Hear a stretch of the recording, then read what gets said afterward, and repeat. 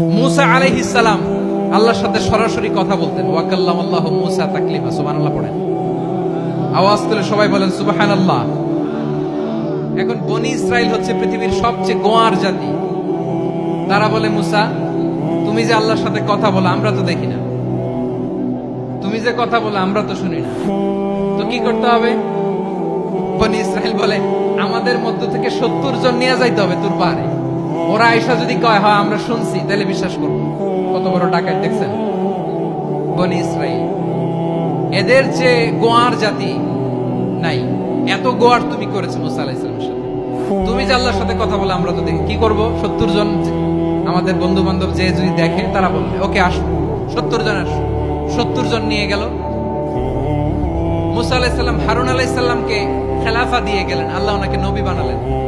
মুসা আলাইহিস সালাম বললেন, হারুন খবরদার, বনি ইসরাইলের মধ্যে তাওহীদের বাণী প্রচার করবা, ঐক্য ধরে রাখবা, বিচ্ছিন্ন হতে দিবা না। চলে গেছে। এইদিকে বনি ইসরাইলের এক দুষ্ট লোক ছিল, নাম সামিরি। কি নাম? সামিরি। সে সবাইরে বলল তোমাদের স্বর্ণগুলো ফালাও। স্বর্ণগুলো ফেললো। বনি ইসরাইলের স্বর্ণগুলোকে গলিয়ে সে একটা গরুর বাচ্চা বানালো। গোবৎস। কিসের বাচ্চা? দেখেন গরুর পূজা কিভাবে শুরু হয় পৃথিবীতে প্রথম। গোবৎস পূজা, গরুর বাচ্চার পূজা কিভাবে। সে স্বর্ণ গলি গরুর বাচ্চা করে জিবরাইল আলাইহিস সালাম যে জমিনে এসেছিলেন, ওই ফেরেশতার পায়ের নিচের একটু মাটি সে বুদ্ধি করে প্যাকেটে রেখে দিয়েছিল। সে গরুর বাচ্চা বানায় স্বর্ণ দিয়ে গলিয়ে ওই মাটি এটার মধ্যে ঢুকাই দিছে বেলকি দেওয়ার জন্য। স্বর্ণ দিয়ে বানানো গোবৎস গরুর বাচ্চার গায়ে যখন সেই মাটি ছুঁড়ে দেয়া হলো, এখন বাছুরের ভেতর থেকে ভ্যাঁ ভ্যাঁ আওয়াজ আসতেছে। কি আসতেছে? সবাই তো অবাক। সামিরি বলে, আরে তোমরা যে 70 জন দিয়ে মুসা আলাইহিস সালামকে পাঠাইছো, ওইদিকে এত ঘুরতেছে, আল্লাহরে খুঁজে পায় না, আল্লাহ তো এটার ভিতরে ঢুকছে।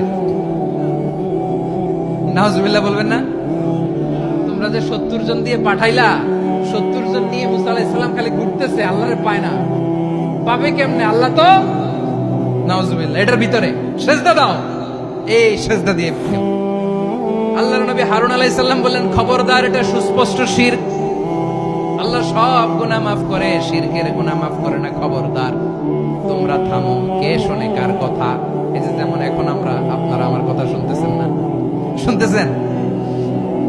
হারুন আলাইহিস সালাম বললেন, খবরদার, এই শিরকি কাজে তোমরা সংযুক্ত হয়ো না। তোমাদেরকে কি মনে নাই আমার ভাই মুসা আলাইহিস সালাম কি বলছে? আল্লাহ শিরক মাফ করে না। খবরদার, শিরক করো না, আল্লাহরে ভয় করো। হারুন আলাইহিস সালাম তাদেরকে বুঝালেন, শিরক করো না, আল্লাহরে ভয় করো। শুধু এতটুকুই তিনি বুঝালেন, দাওয়াতি কাজ পালন করলেন, কিন্তু প্রতিরোধ করেন নাই, সশস্ত্র সংগ্রামে লিপ্ত হন নাই, বাধা দেন নাই। কারণ গৃহযুদ্ধ বেঁধে যেতে পারে। উনি ভাবলেন, আমি যদি আমার বাহিনী নিয়ে দাওয়াত দেওয়ার সাথে সাথে প্রতিরোধ করি, আক্রমণ করি, ওরাও আমারে আক্রমণ করবে, ব্লাডশিড হবে, রক্তপাত। এমন অবস্থা হবে বনি ইসরাইলের মধ্যে, যেটা হয়তো আমার ভাই মুসাও কন্ট্রোল করতে পারবে না। সুবহানাল্লাহ কইবেন না? এক একজন নবীকে আল্লাহ তাআলা কি ইন্টেলেক্ট দিয়ে পাঠিয়েছেন। তিনি ভাবলেন, আমি দাওয়াতি কাজটাই করি, এটা যে হারাম এটা থেকে শুধু বারণ করি, কিন্তু প্রতিরোধ না করি। আমি যদি ঐক্য ধরে রাখতে পারি, বাকিটা আমার ভাই সামলে নেবে। সুবহানাল্লাহ। হারুন আলাইহিস সালাম প্রতিরোধ করলেন না। বনি ইসরাইলের মধ্যে গৃহযুদ্ধ বেঁধে যাওয়ার আশঙ্কায় প্রতিরোধ করলেন না, আক্রমণ করলেন না, শুধু দাওয়াত দিলেন।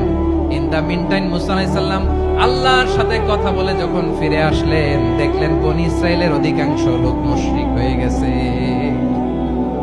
মুশরিক হয়ে গেছে। মুসা আলাইহিস সালাম রেগে গেলেন। রেগে প্রথমে বনি ইসরাইলদেরকে অ্যাটাক না করে ভাইয়ের দাড়ি ধরলেন। হারুন আলাইহিস সালামের দাড়ি আর চুল মেজাজি লোভেছিলেন। হারুন, তুমি কি করলা? তোমার কি দায়িত্ব দিয়ে গেলাম, তুমি কি করলা? তুমি থাকতে বনি ইসরাইল কেমন করে শিরকের কাজে নিমজ্জিত হয়ে যায়? সাইয়েদনা হারুন আলাইহিস সালাম বললেন, ইন্নী, কোরআন সাক্ষী, কোরআন থেকে কোট করছি, ইন্নী খাশিতু আন তাকুলা ফাররাকতা বাইনা বানি ইসরাঈলা ওয়া লাম তারকুবু কওলি। ও আমার ভাই, আমার দাড়ি ধরবেন না, আমার মারবেন না। আমি ভয় করেছি, আমি ভয় পেয়েছি, না জানি আপনি বলেন তুমি কেন খাশিতু আন তাকুলা ফাররাকতা বাইনা বানি ইসরাঈল। আপনি এসে আমারে যদি বলেন তুমি কেন ঐক্য ধরে রাখলে না, কেন মারামারি হলো, কেন রক্তপাত হলো? তোমার কি এই দায়িত্ব আমি দিয়ে দিয়েছিলাম? আমার কথার দিকে কি তুমি ভ্রুক্ষেপ করো নাই? আমি যে বলছি তাওহীদের বাণী প্রচার করবা আর ঐক্য ধরে রাখবা, আমার কথা কি শোনো নাই? আপনি আমারে ধমকাবেন, এই জন্য আমি প্রতিরোধ করি নাই, আক্রমণ করি নাই, গৃহযুদ্ধ আটকানোর জন্য কিন্তু আমি দাওয়াত দিয়েছি। সুবহানাল্লাহ পড়েন। ঐক্য ধরে রেখেছেন। মুসা আলাইহিস সালাম মুহূর্তেই সামিরীকে আক্রমণ করলেন, অ্যাটাক করলেন, শাস্তি দিলেন। মুহূর্তেই ওই গোবৎস গরুর বাছুরকে ভেঙে চুড়ে মেসাকার করে সাগরের মধ্যে ভাসিয়ে দিলেন। পুরো বনি ইসরায়েলকে আবার তাওহীদের উপর প্রতিষ্ঠিত করলেন। পড়েন সুবহানাল্লাহ। এই ঘটনা থেকে শিক্ষা কি? শিক্ষা হচ্ছে আপনি শিরকের আড্ডাখানা দেখলেও বৃহৎ স্বার্থে তাওহীদের দাওয়াত দিবেন, প্রয়োজনে আপনি ঐক্য নষ্ট করবেন না। সুবহানাল্লাহ পড়বেন না? তাহলে ঐক্যের গুরুত্ব বেশি না কম? বলেন, আওয়াজ করে বলেন। ওয়াতাসিমু বিহাবলিল্লাহি জামিআ, আল্লাহর রশিকে আঁকড়ে ধরো। ওয়ালা তাফাররাকু, তোমরা বিচ্ছিন্ন হয়ো না। পেকুয়ার ভাইরা আওয়াজ করে বলেন তো, আদেশটা কার? এখন বলেন, আমাদের ঐক্যবদ্ধ জীবনের দরকার আছে না নাই? এই যে ডক্টর মোহাম্মদ ইউনূস আমাদের লিডার, উনি যে আমাদেরকে জাতীয় ঐক্যের আহ্বান জানিয়েছে, ওনার আহ্বানে আমাদের সাড়া দেওয়ার দরকার আছে না নাই? রাজনীতিবিদদের যে ডাকছে, খুশি লাগে নাই আপনার? আলেমদের ডাকছে, খুশি লাগে নাই? আলহামদুলিল্লাহ বলবেন না? আলহামদুলিল্লাহ। সবাইকে ডেকেছে, ঐক্যবদ্ধ করেছে। আমরা ঐক্যবদ্ধ থাকতে চাই, আমরা ঐক্যবদ্ধ জীবন চাই, আমরা আর কাদা ছড়াছড়ি করতে চাই না। রাজি আছেন সবাই? এখন আমরা যদি ঐক্য নষ্ট করি, আমাদের কি কি সমস্যা, কি ক্ষতি, কি কুফল? অনৈক্যের কুফল কি? কয়েকটা কুফলের কথা বলে শেষ করবো। প্রিয় ভাইরা, what are the drawbacks and disadvantages of division, social and political division in the society? Disunity. আমরা যদি বিচ্ছিন্ন হই, একে অপরের যদি মারামারি করি, একজন যদি আরেকজনের কাফের ফতোয়া দেয়, আমাদের কি ক্ষতি? শুনবেন? কথা কয় না, শুনবেন?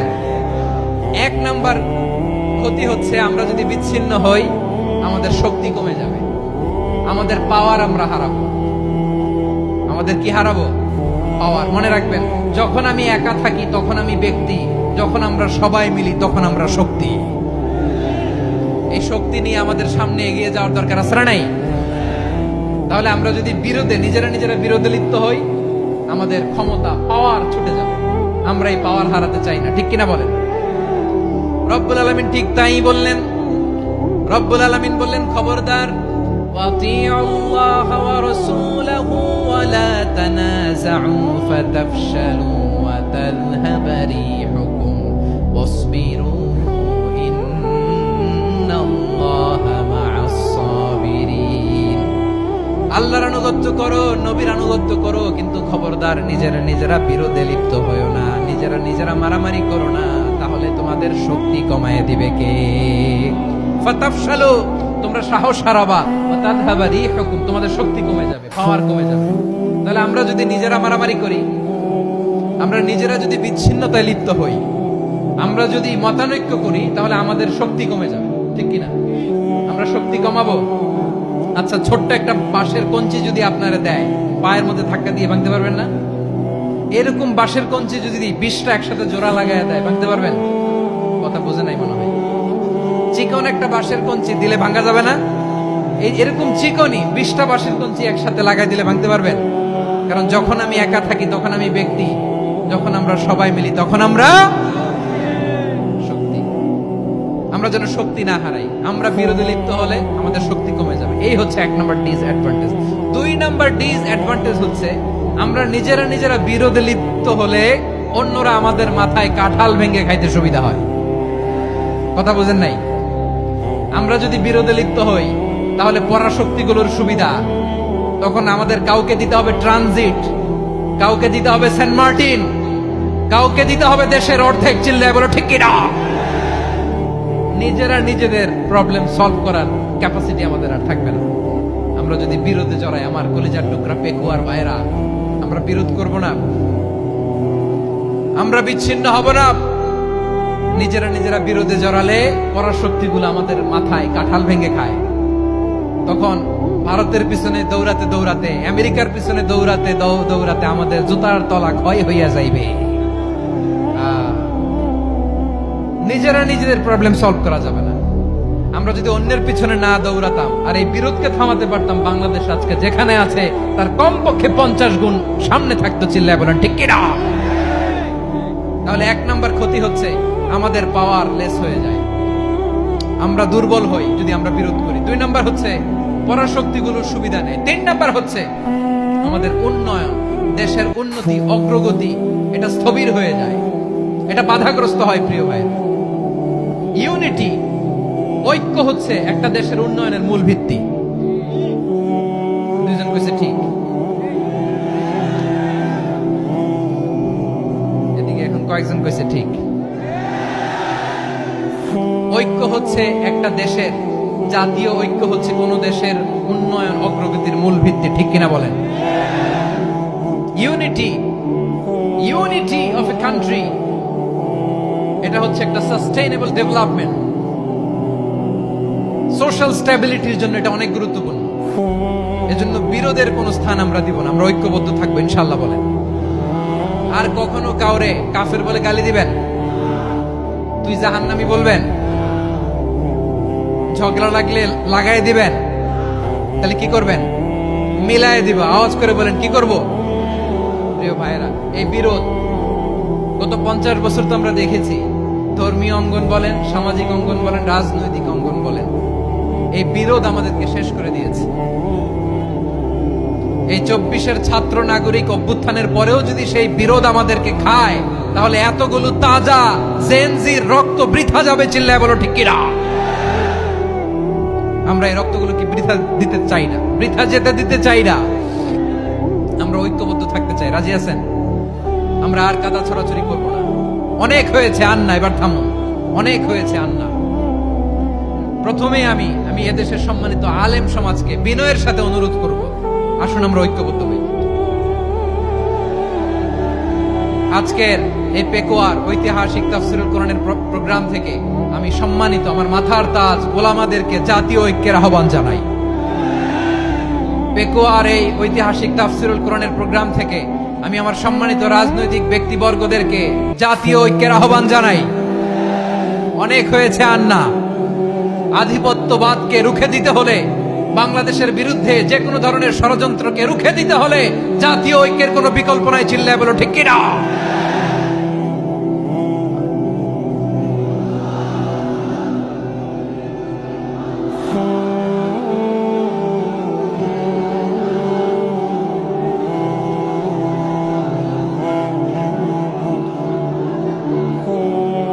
আমার প্রিয় ভাইয়েরা, আমার ভাইয়েরা,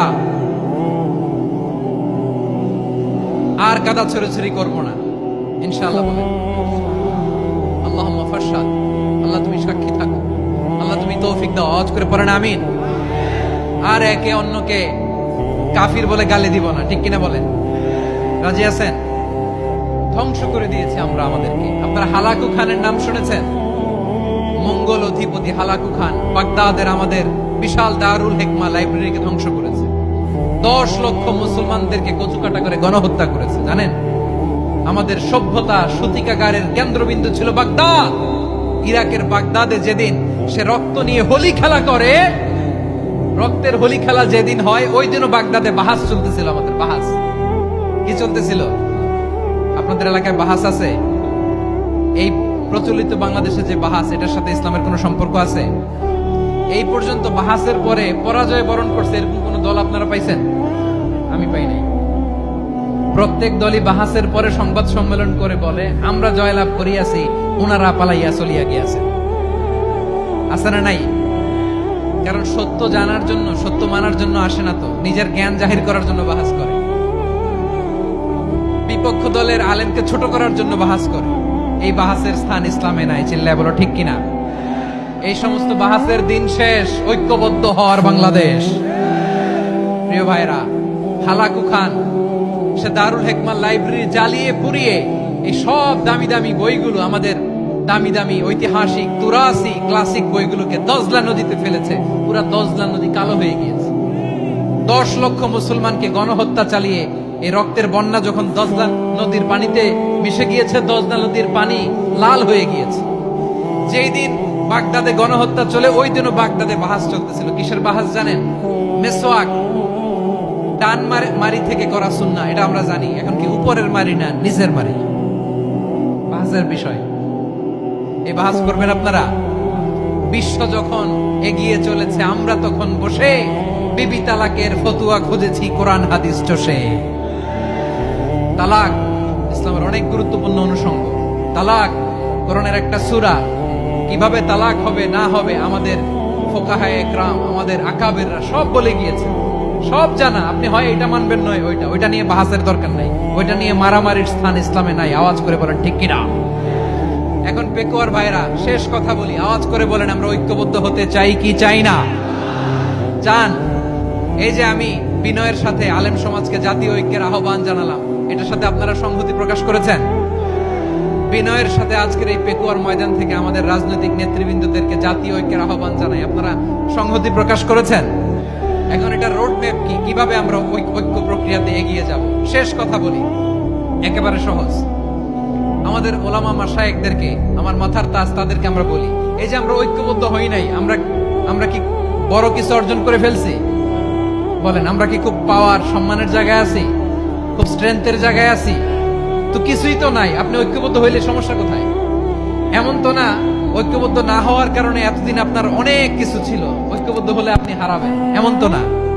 তো কিছুই যেহেতু আপনার নাই, আমার নাই, ঐক্যবদ্ধ হলে আমরা সমস্যা কোথায়? ঐক্যবদ্ধ হয়েই দেখি না, ঠিক কিনা?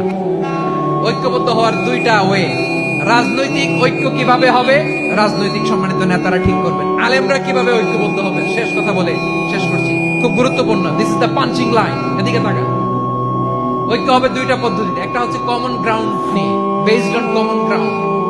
যেমন ধরেন, আমরা নামাজ কায়েম করতে চাই, জামাত ইসলাম এই কথার উপর একমত আছে না নাই? নামাজ কায়েম হোক, একমত না জামাত ইসলাম? হেফাজত একমত না? ইসলামী আন্দোলন একমত না? তাবলীগের ভাইয়েরা একমত না? পীরের মুরিদেরা একমত না? আপামর তাওহীদি মুসলিম জনতা একমত না? তাহলে নামাজ কায়েম করতে হবে, নামাজ কায়েম করতে হবে এই কমন গ্রাউন্ডে আমরা সবাই একমত, ঠিক কিনা? যাকাত আদায় করতে হবে, সবাই একমত, ঠিক কিনা? কথা নাই, কথা নাই। যাকাত আদায় করতে হবে, সবাই একমত, ঠিক কিনা? নারীদের পর্দা করতে হবে, শালীন পোশাক পরতে হবে, একমত সবাই, ঠিক কিনা? বৈষম্য বিরোধী বাংলাদেশ চাই, সবাই একমত, ঠিক কিনা? Meritocracy, meritocracy. আর কোন মামা চাচার ফোনে পদ দিলে হবে না, মেধার ভিত্তিতে সবগুলো পদ ঠিক করতে হবে। চিল্লায় বলো ঠিক কিনা? আমরা একমত না? স্বাধীনতা সার্বভৌমত্বের প্রশ্নে আমরা সবাই একমত, ঠিক কিনা? আমার নবীরে গালি দিলে রাষ্ট্রীয়ভাবে সর্বোচ্চ শাস্তি তার নিশ্চিত করতে হবে, ঠিক কিনা? এরকম 10টা কমন গ্রাউন্ড আমাদেরকে, 1 2 3 4 5, 10টা কমন গ্রাউন্ডে আমরা সবাই এক। এই 10টা কমন গ্রাউন্ডকে সামনে রেখে বিশাল জনসমাবেশ করেন সোহরাওয়ার্দীর ময়দানে, সবাই আসেন।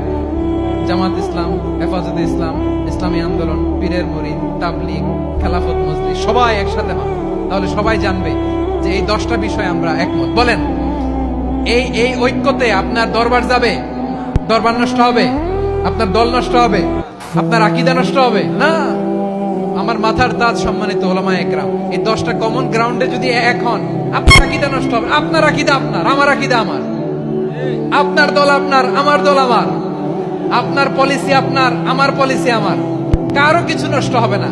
কিন্তু যে বিষয়ে আমরা সবাই একমত, এরকম 10টা মৌলিক পয়েন্টে আমরা একমত হতে চাই কি চাই না? আমরা যদি একটু পেছন থেকে শুরু করি, ব্যাক টু দ্য হিস্ট্রি, তাহলে দেখবো এই যে বিষ্ণু ইসলাম 570 খ্রিস্টাব্দে আব্দুল্লাহ এবং আমেনা ওনাদের ঘর উজাড় করে আলোকিত করে পৃথিবীতে শুভাগমন করেছিলেন। এ ধরার বুকে ওনার শুভাগমনের 2000 বছর আগে সাইয়েদনা ইব্রাহিম আলাইহিস সালাম ওনার আগমনের জন্য আল্লাহ তাআলার কাছে প্রার্থনা করেছিলেন। We have to connect the dots. History বুঝতে হলে আপনাকে ডটগুলো একটু কানেক্ট করে নিতে হবে। বিষ্ণু ইসলামের ধরার বুকে শুভাগমনের 2000 বছর আগে মক্কার ধুধুমরু প্রান্তরে আল্লাহ খালিল ইব্রাহিম আলাইহিস সালাম আল্লাহর কাছে একটা দোয়া করেছেন। সে দোয়াটি দিয়ে আমি শুরু করেছি। সূরাতুল বাকারার 129 নম্বর আয়াতে আল্লাহ তাআলা এই দোয়াটি, সাইয়েদনা ইব্রাহিম আলাইহিস সালামের দোয়াটি হুবহু কোট করেছেন। তিনি দোয়া করেছেন, রব্বানা ওয়াবআথ ফীহিম রাসূলাম মিনহুম ইয়াতলু আলাইহিম আয়াতিক ওয়া ইউআল্লিমুহুমুল কিতাবা ওয়াল হিকমাতা ওয়া ইউযাক্কিহিম ইন্নাকা আনতাল আজিজুল হাকীম। হে আমাদের রব, এই জনপদে তাদের মধ্য থেকে আপনি একজন রাসূল পাঠান, যিনি তাদেরকে আপনার আয়াত তেলাওয়াত করে শোনাবে, আপনার কিতাব শিক্ষা দিবে, প্রজ্ঞা শিক্ষা দিবে এবং তাদেরকে শুদ্ধাচারী বানাবে। এই দোয়াটা সাইয়েদনা ইব্রাহিম আলাইহিস সালাম করেছিলেন। আর এই দোয়ার বদৌলতে প্রায় 2000 বছর পরে ধরার পক্ষে বিষ্ণু ইসলামের আগমন। সুবহানাল্লাহ বিহামদিহি। এবং রাসূল সাল্লাল্লাহু আলাইহি ওয়াসাল্লাম প্রায় বলতেন, আনা দাওয়াতু আবি ইব্রাহিম, আমি আমার পিতা, আদি পিতা ইব্রাহিমের দোয়ার ফসল। আমার পিতা আমার জন্য দোয়া করেছিলেন। সাইয়েদনা ইব্রাহিম আলাইহিস সালামের 2 সন্তান ছিল, ইসহাক এবং ইসমাঈল আলাইহিস সালাম। রিপিট, আমি আবার বলি, একদিকে ইসহাক আরেকদিকে ইসমাঈল। আমার সাথে সাথে বলেন, একদিকে আরেকদিকে 2 সন্তান। তো এই যে ইসহাকের যে লিনিয়েজ বা চ্যানেল, পৃথিবীর সব নবী এই চ্যানেলে এসেছে। সেদিন ইসমাইলের লিনিয়েজ বা চ্যানেলে কোন নবী আসেনি। হাজার হাজার নবী, শত শত নবী সাইয়েদনা ইব্রাহিম আলাইহিস সালামের পরে যারাই এসেছে সবাই ইসহাকের চ্যানেলে এসেছে। ইসমাইল ইসলামের চ্যানেলে কোনো নবী নেই। এবং পৃথিবীর সব নবীরা ওনাদের উম্মতের কাছে বলতেন যে এই যে নবী আসার ধারাবাহিকতায় সর্বশেষ একজন নবী আসবেন, তিনি হবেন সবার সেরা, সবার সেরা নবী হবে। তাহলে ইব্রাহিম আলাইহিস সালামের 2 সন্তান, একদিকে ইসহাক আরেকদিকে ইসমাঈল। নবী এসেছে কি ইসমাইলের চ্যানেলে না ইসহাকের চ্যানেলে? ইসহাকের চ্যানেলে। হাজার হাজার prophet came to this channel, এই চ্যানেলে এসেছে। এবং তারা সবাই বলতো সর্বশেষ যিনি আসবেন তিনি হবেন সবার সেরা। ফলে এই জেনারেশন গুলোতে তাদের মধ্যে একটা বদ্ধমূল ধারণা হয়ে গিয়েছিল যে সর্বশেষ নবীটা যে আসবে উনিও এই চ্যানেলেই আসবে। তারা দেখতে পাচ্ছে হিস্ট্রিক্যালি এই চ্যানেলে, ইসমাইলের চ্যানেলে কোনো নবী নাই, নবী ছাড়া একটা চ্যানেল। সব নবী আসছে ইসহাক আলাইহিস সালামের চ্যানেলে। ফলে তাদের একটা ধারণা ছিল সর্বশেষ সর্বসেরা যে নবী উনিও আসবেন এদিক দিয়ে। কিন্তু আল্লাহ তাআলা তাদের ধারণাকে নস্যাৎ করে দিয়ে সর্বশেষ নবীকে ইসহাকের চ্যানেলে পাঠান নাই। সর্বশেষ নবী, আখিরি নবী, বিশ্ব নবী মুহাম্মদুর রাসূলুল্লাহ সাল্লাল্লাহু আলাইহি সাল্লামকে আল্লাহ তাআলা ইসমাঈল আলাইহিস সালামের চ্যানেলে পাঠিয়ে দিয়েছেন। দেখছেন, চেঞ্জিং দ্য লিডারশিপ ফ্রম বনি ইসরাইল টু বনি ইসমাঈল। সাইয়েদনা ইব্রাহিম আলাইহিস সালামের ছেলের নাম ইসহাক, ইসহাকের ছেলের নাম ইয়াকুব।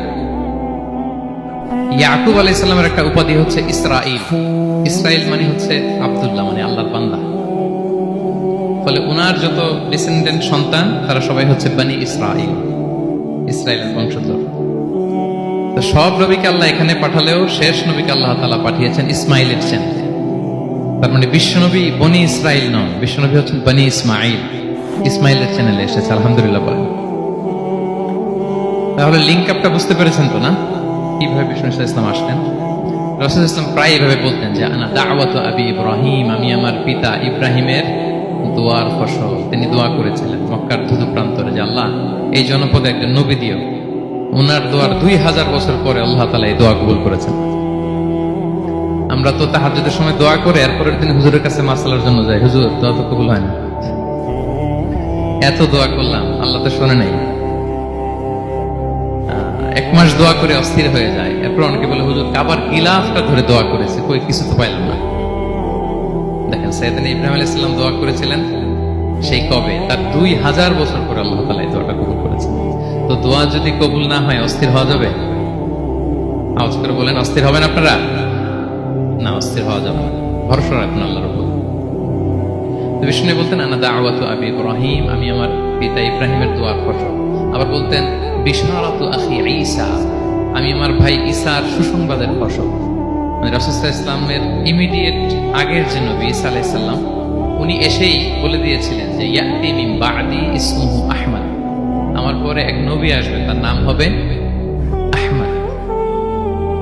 তাহলে দেখেন বিশ্ব নবী যে আসতেছে এটা অ্যানাউন্সমেন্টের জন্য আল্লাহ একজন নবী পাঠিয়ে দিয়েছে।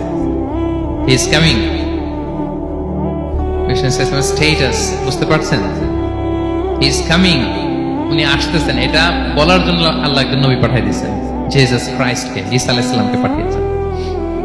তো রাসূল সাল্লাল্লাহু আলাইহি ওয়াসাল্লাম বলতেন বিশারাতু ঈসা, আমি ঈসার সুসংবাদের ফসল। আবার বলতেন ওয়া রুইয়া উম্মি আমিনা, আমি আমার মা আমিনার স্বপ্নের ফসল। রাসূল সাল্লাল্লাহু আলাইহি ওয়াসাল্লামের মা আমিনা যখন কনসিভ করেছেন রাসূল সাল্লাল্লাহু আলাইহি ওয়াসাল্লামকে পেটে, তিনি মাঝে মাঝে স্বপ্নে দেখতেন যে ওনার পেট থেকে একটা আলো বের হয়ে পারস্য সিরিয়ার প্রাসাদগুলোর মধ্যে ঝলকানি দিচ্ছে। নূর আদাআত মিনহু কুসুর আশ-শাম, শাম দেশের প্রাসাদগুলোকে আলোর ঝলকানি দিচ্ছে। এটা হচ্ছে একটা আলামত যে বিষ্ণু ঈসা ইসলামের শিক্ষা, ওনার ডমিনেশন গোটা বিশ্বব্যাপী ছড়িয়ে যাবে। সুবহানাল্লাহ বিহামদিহি। তাহলে আমরা হিস্ট্রিটাকে কানেক্ট করে নিলাম। বিষ্ণু বলতেন, আমি আমার পিতা ইব্রাহিমের দোয়ার ফসল, ঈসা আলাইহিস সালামের সুসংবাদের ফসল, আমার মা আমিনার স্বপ্নের ফসল। এবার সামনের দিকে যাই, কি কি স্বতন্ত্র বৈশিষ্ট্য দিয়ে আল্লাহ তাআলা বিষ্ণু ঈসা ইসলামকে পৃথিবীতে পাঠিয়েছেন। প্রিয় ভাইরা, কোরআনে অনেক নবীর কথা আল্লাহ তাআলা বলেছেন এবং বিভিন্ন সময়ে বিভিন্ন নবীদেরকে আল্লাহ তাআলা নাম ধরে ডাক দিয়েছেন। কি ধরে? যেমন আদম আলাইহিস সালামকে আল্লাহ নাম ধরে ডাক দিয়েছেন, ইয়া আদম, হে আদম, ইয়া আদম উসকুন আনতা ওয়া যাওজুকাল জান্নাহ, হে আদম তুমি আর তোমার বউ জান্নাতে থাকো, হে আদম, হে আদম। ডাক দিয়েছেন না? কথা বুঝতেছেন? আচ্ছা। মূসা আলাইহিস সালামকে আল্লাহ নাম ধরে ডেকেছেন, ওমা তিলকা বিয়ামিনিকা ইয়া মূসা, এই মূসা হাতে কি? নাম ধরে ডেকেছেন। ইব্রাহিম আলাইহিস সালামকে আল্লাহ নাম ধরে ডেকেছেন, ওয়া নাদাইনাহু আইয়া ইব্রাহিম, হে ইব্রাহিম বলে আমি তোমাকে ডাকলাম। বিষ্ণু ঈসা ইসলামকে আল্লাহ তাআলা এত মর্যাদা দিয়েছেন, কোরআনের কোথাও অন্য নবীদের মতো আল্লাহ তাআলা বিষ্ণু নবীর নাম ধরে ডাকেন। যখনই ডেকেছেন বলেছেন ইয়া আইয়ুহান নবী, হে সম্মানিত নবী। যখনই অ্যাড্রেস করেছেন বলেছেন ইয়া আইয়ুহার রাসূল, হে সম্মানিত রাসূল। সুবহানাল্লাহ বলেন। 4 জায়গায় বিষ্ণু ঈসা ইসলামের নাম এসেছে কোরআনে মুহাম্মদ নামে, আর এক জায়গায় আহমদ। এই 4 জায়গায় মুহাম্মদ যে উল্লেখিত হয়েছে, একটি জায়গায়ও নাম ধরে ডাকেন নাই, বরং ওনার রিসালাত, ওনার নবুয়তের বর্ণনা দিয়েছেন। যেমন মুহাম্মাদুর রাসূলুল্লাহ সাল্লাল্লাহু আলাইহি ওয়াসাল্লাম, মুহাম্মদ হচ্ছেন আল্লাহর রাসূল। এটা একটা কোরআনের আয়াত, এখানে নাম ধরে ডাকছে। মুহাম্মদ হচ্ছেন আল্লাহর রাসূল, এখানে কি নাম ধরে ডাকা হয়েছে? না। ওমা মুহাম্মাদুন ইল্লা রাসূল ক্বাদ খালাত মিন ক্বাবলিহি রুসুল, মুহাম্মদ রাসূল ছাড়া কেউ নন, তার আগে এরকম অনেক রাসূল পৃথিবী থেকে চলে গিয়েছে। এই আয়াতে নাম ধরে ডাকছে না। 4 বার মুহাম্মদ শব্দটা কোরআনে উল্লেখিত হয়েছে, একবারও নাম ধরে ডাকেনি। সুবহানাল্লাহ পড়েন। আর একবার উল্লেখিত হয়েছে আহমদ, যেটা ঈসা আলাইহিস সালামের ভাষা, ইয়াতি মিন বাদি ইসমুহু আহমদ, আমার পরে এক নবী আসবে, তার নাম হবে আহমদ। তাহলে দেখেন বিষ্ণু ইসলামকে আল্লাহ তাআলা এত সমীহ করেছেন, এত সম্মান দিয়েছেন, এত মর্যাদা দিয়েছেন যে কোরআনে কোথাও অন্য নবীদের মতো আল্লাহ তাআলা বিষ্ণু নবীর নাম ধরে ডাকেন। যখনই ডেকেছেন ইয়া আইয়ুহান নবী, ইয়া আইয়ুহার রাসূল, হে সম্মানিত রাসূল, হে সম্মানিত। আলহামদুলিল্লাহ বলেন। এরপর বিষ্ণু ইসলাম বলতেন, আনা সাইয়্যিদু ওয়ালদি আদম, আমি হচ্ছি আদম আলাইহিস সালামের যত সন্তান পৃথিবীতে আসবে সবার লিডার। সুবহানাল্লাহ বলবেন না? আনা সাইয়্যিদু ওয়ালদি আদম, আমি আদম আলাইহিস সালামের যত সন্তান আসবে, I am the leader of the all sons of আদম, আদমের সব সন্তানের লিডার হব আমি পৃথিবীতে। তিনি লিডার। এবং বিষ্ণু বলেন, আল্লাহ তাআলা যখন সব কিছু সৃষ্টি করলেন, পুরো খালকে যখন সৃষ্টি করলেন, 2টা ভাগ করলেন, ভালো আর খারাপ। আমি মুহাম্মদ সাল্লাল্লাহু আলাইহি ওয়াসাল্লামকে আল্লাহ তাআলা ভালোর মধ্যে ঢুকাই দিলেন।